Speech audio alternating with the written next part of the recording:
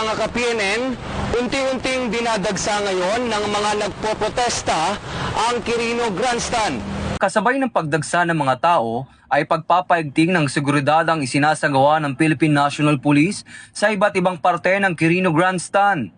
Kaagapay ng kapulisan sa pagpapanatili ng kaayusan ang Philippine Army, Philippine Coast Guard, Bureau of Fire and Protection at iba't ibang ahensya ng pamahalaan. Mayroon ding naka-standby na medical unit ang PNP na makakatulong sa mga emergency situations sa 3 araw na protesta. Patuloy naman na nagpapaalala ang PNP na sumunod sa mga alituntunin ng mga otoridad upang maiwasan ang hindi kanais-nais na insidente at hindi inaasahang disgrasya.